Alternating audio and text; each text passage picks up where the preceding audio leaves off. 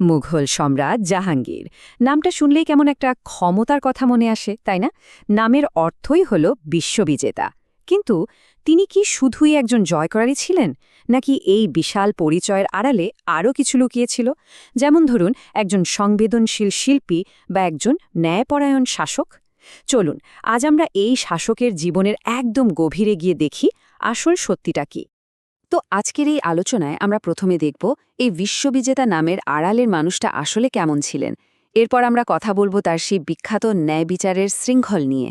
তারপর ডুব দেব মুঘল শিল্পের স্বর্ণযুগে, বোঝার চেষ্টা করব নূরজাহানের কি বিশাল প্রভাব ছিল, আর সবশেষে দেখব তিনি ঠিক কি উত্তরাধিকার রেখে গেছেন। তো চলুন শুরু করা যাক। প্রথম প্রশ্নটাই আসে, জাহাঙ্গীর মানে বিশ্ববিজেতা, এই যে এত শক্তিশালী একটা নাম, এর আড়ালের আসল মানুষটা ঠিক কেমন ছিলেন? দেখুন, নামটার মধ্যেই কিন্তু একটা বিশাল ব্যাপার লুকিয়ে আছে। জাহাঙ্গীর এর মানেই হল বিশ্ববিজেতা, মানে যে পুরো বিশ্বকে জয় করতে পারে। এই একটা নামে কিন্তু তার এন্টায়ার শাসনকালের একটা টোন সেট করে দিয়েছিল। তিনি ছিলেন মোগল সাম্রাজ্যের চতুর্থ সম্রাট। আর কার ছেলে জানেন? স্বয়ং সম্রাট আকবরের। তো ১৬০৫ সালে যখন তিনি সিংহাসনে বসলেন, তখন কিন্তু আর প্রিন্স সেলিম নামে পরিচিত থাকলেন না। সারা বিশ্ব তাকে চিনল এক নতুন নামে, সম্রাট জাহাঙ্গীর।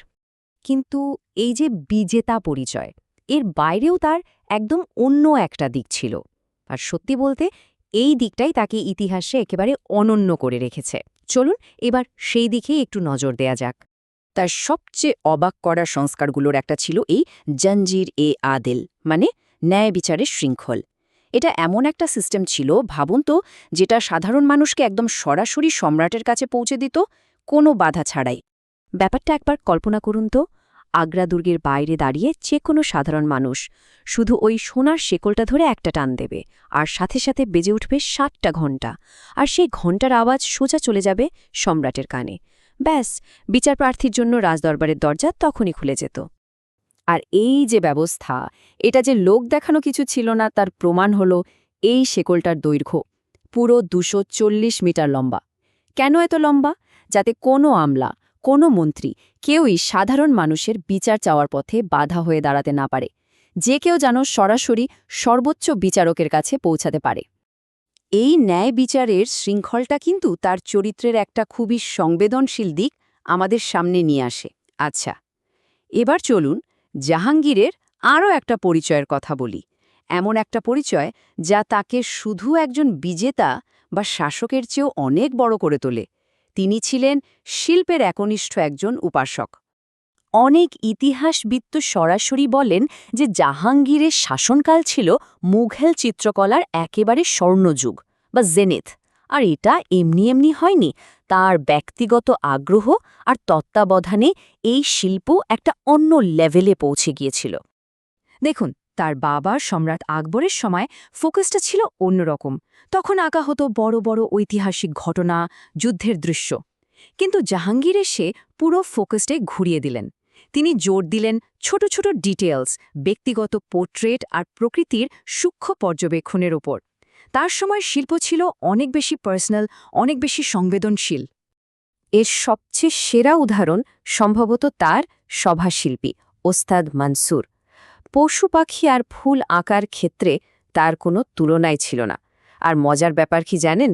তার আঁকা ছবিগুলো শুধু দেখতেই সুন্দর ছিল না, এগুলো ছিল সায়েন্টিফিক্যালিও নিখুঁত। মানে একজন শিল্পী এবং একজন বিজ্ঞানী, দুটোর এক দারুণ মিশ্রণ। আচ্ছা, জাহাঙ্গীরের জীবনের কথা বলতে গেলে যার কথা না বললেই নয়, তিনি হলেন তার স্ত্রী নূরজাহান।